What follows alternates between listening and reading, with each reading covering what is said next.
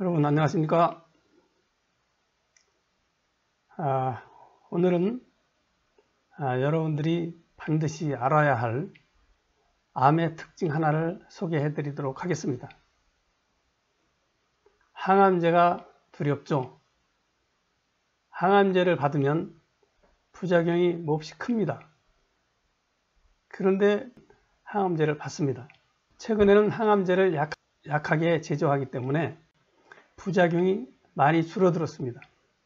그렇지만 부작용이 줄어든 만큼 기약도 없이 장기간에 걸쳐서 받아야 합니다. 왜냐하면 약을 약하게 사용하면 암세포가 잘 줄어들지 않기 때문이죠. 초기의 암은 그 자체로 죽을 일이 없습니다. 단 몇 그램의 암으로 죽을 만큼 뇌세포에 산소를 부족하게 만들지 않습니다. 죽을 일 없는 초기의 암인데 왜 그렇게 위험한 항암제를 받는 거죠? 한번 생각해 보시죠. 아마도 여러분들은 살려고요, 암을 줄여보려고요 등 여러 가지 얘기를 하겠지만 실제 이유는 따로 있습니다. 그것은 다름 아닌 암의 전이를 막기 위함이죠. 맞습니다.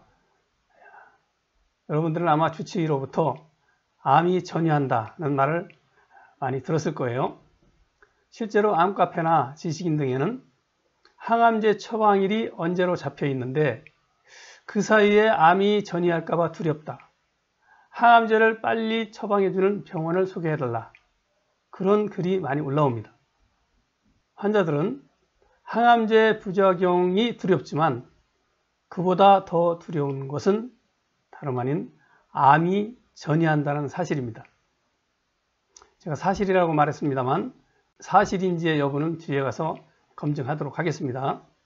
예를 들어 유방에 발병한 단 몇 그램의 암의 일부가 그 모체에서 떨어져 나와 혈관을 타고 다니다가 유방보다 몇십 배 중요한 장기인 뇌, 간, 폐, 골수, 췌장 등에 달라붙어 증식한다고 생각해 보십시오. 얼마나 두렵습니까?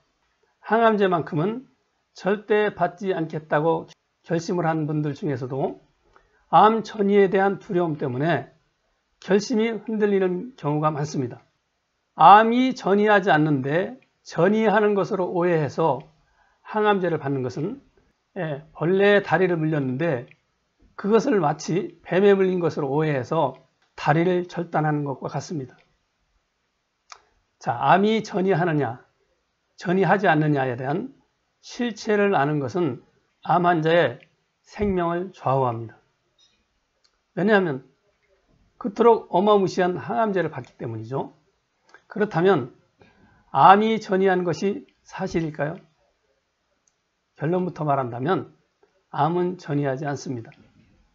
지금부터 그 이유를 설명해 보도록 하겠습니다. 먼저 암이 전이하려면 암덩어리에서 일부 암이 분리되어야 합니다. 하지만 암은 조직이 단단합니다. 그래서 스스로 분리되는 것은 불가능합니다.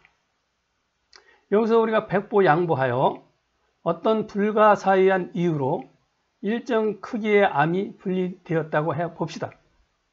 그렇더라도 모체에서 분리된 암은 모세혈관을 통과할 수가 없습니다.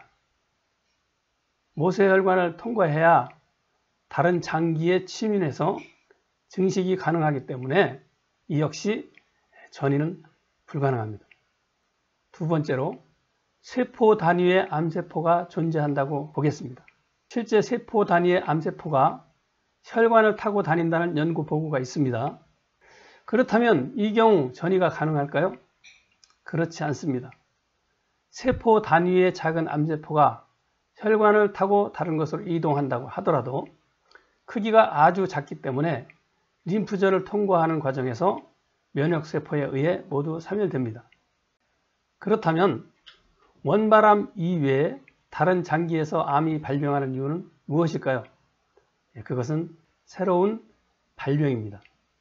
그 조직에도 암이 발병할 조건, 즉 일정 조건의 산소 부족 상태가 되면 암이 발생합니다.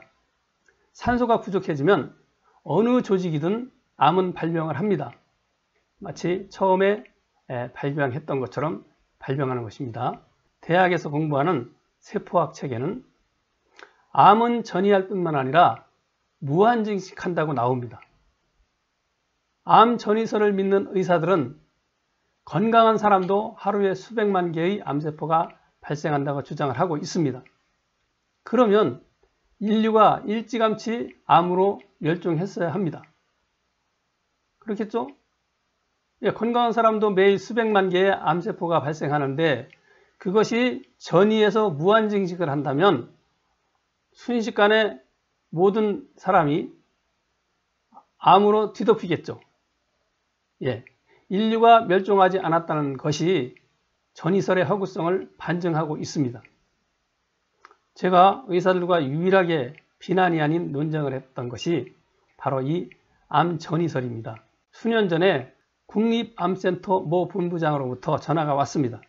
당신 책에는 이런저런 현대의학과는 내용이 다른 것이 상당히 많은데 암이 전이하지 않는다는 내용은 도저히 납득할 수 없다 라고 말을 했습니다. 그런데 약 1년 후에 그분이 믿기 어려운 일을 벌였습니다. 이른바 2014년에 있었던 갑상선암 과잉 진단 논란입니다.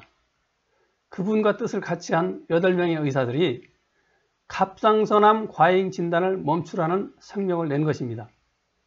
갑상선에 0.5cm 미만의 암은 수술 받아서는 안 된다고 주장을 한 것입니다. 그분은 갑상선 학회로부터 많은 비난을 받았지만 그 덕분에 그에 발생한 43,000명 중 15,000명이 갑상선 수술을 거부했습니다.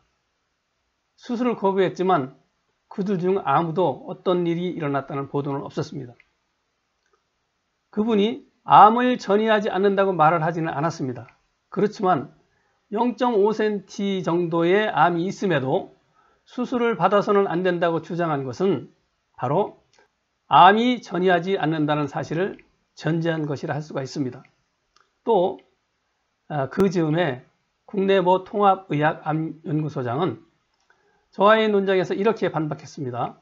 암이 없던 사람보다 암 환자가 다른 조직에서 암이 더 많이 발병하는 것을 전이 말고 어떻게 설명할 수 있느냐라고 질문을 해왔습니다. 제가 그분에게 답한 내용을 소개해 보겠습니다. 암 환자는 상대적으로 몸 전체에 산소 결핍 가능성이 높습니다. 그래서 다른 조직에도 암이 새로이 발병할 가능성이 높습니다. 게다가 대다수가 항암제를 사용하기 때문에 다른 주요한 장기에서 암이 발병할 가능성이 아주 높습니다. 2년 내에 약 60%의 암 환자들이 새로운 조직의 암이 발병합니다. 이것은 산소 결핍이라는 원인이 작용한 것이지 결코 전이가 아닙니다. 그에 그분은 더는 반박하지 않았습니다. 이후 그분은 암 산소에 답이 있다 책 내용을 설파하고 다닌다는 문자를 보내는 사실이 있습니다. 물론 그분들이 의학계를 대표하는 것은 아닙니다만 앞서 제가 제시한 논리와 함께 나름의 의미가 있다고 생각을 하고 있습니다. 암 전이설 때문에 조기에 발견해야 한다는 논리가 나왔고 일단 발견하면 역시 전이를 막기 위해 항암제와 같은 처방을 사용하는 근거가 되고 있습니다. 암을 전이한다고 주장한 사람은 180여 년 전 미국의 호프킨스 병원을 창립한 마취제의 선구자 윌리엄 할스테드였습니다. 의사들은 그의 유명세를 보고 그의 말 그대로 암을 전이한다고 따르는 것입니다. 제 주장대로 암이 전이하지 않는다면 두려움을 가질 일도 없고 동시에 항암제를 받을 이유가 크게 줄어듭니다. 그러니까 여러분들이 이 암 전이 여부에 대해서 자신의 논리로 확고하게 이해를 하는 것이 중요합니다. 그래야 이런저런 유혹에 흔들리지 않을 수가 있겠습니다. 도움되셨기를 바랍니다. 감사합니다.